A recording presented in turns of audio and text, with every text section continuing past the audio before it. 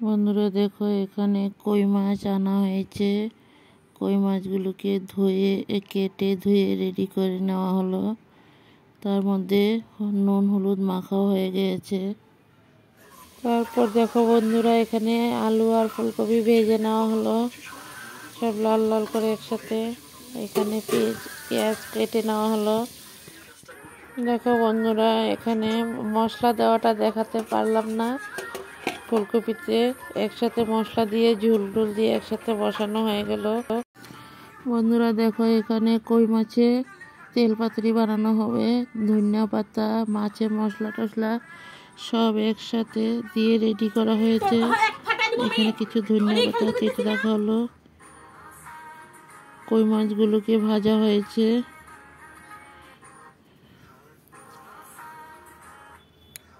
দেখো, কই মাছের তেল পাতুরি বানানো হবে।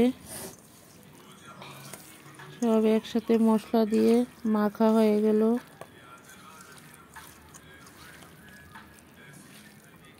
দেখো, এখানে সব একসাথে কাঁচা মাখা হয়ে গেল সব। আর মাছ ভাজা যেগুলো আছে ওগুলো দিয়ে ফুলকপির ঝোল বানানো হবে। দেখো, মাছটা মাখা হয়ে গেল। এখন কড়াইতে বসানো হবে। পেঁয়াজ তেলে দেওয়া হয়েছে। এটা কপি আলু দিয়ে ঝোল মাছ দিয়ে বানানো হবে। মাছগুলি দেওয়া হয়ে গেল। এখানে এই দেখো, তেল পাতুরি বানানো হবে। এই মাছগুলো এখানে মাখা হয়েছে, এগুলি দেওয়া হয়েছে তেলের মধ্যে। তোমরা সবাই দেখতে থাকো। দেখো, মাছ দেওয়া হয়ে গেল। তারপর মাছটাকে উল্টানো হয়েছে। এখানে কই মাছের ঝোলটা হয়ে গেল। আলু কপি দিয়ে ঝোল বানানো হয়েছে, এটাও বানানো হয়ে গেল। বন্ধুরা, ভিডিওটা দেখে তোমরা সবাই লাইক কমেন্ট করে দিও। আর ভিডিওটা যদি ভালো লাগে একটু শেয়ার করে দিও। দেখো, এখানে কই মাছ দিয়ে ফুলকপি আলু দিয়ে রান্না করা হয়েছে।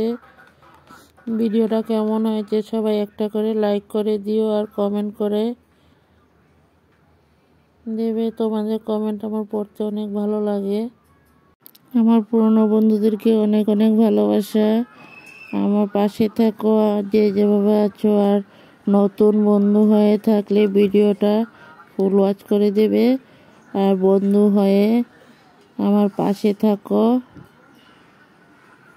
আর সাবস্ক্রাইব করে বেলটা অন করে রেখে দিও। আমিও নতুন নতুন ভিডিও ছাড়ার সাথে সাথে তোমরা সবাই পেয়ে যাবে। আর এখানে দেখো, কই মাছের তেল পাতুরিটাও বানানো হয়ে গেল। ভিডিওটা অনেক ছোট করে দিয়েছি। এই পর্যন্তই। সবাই ভালো থাকো, সুস্থ থাকো, টাটা।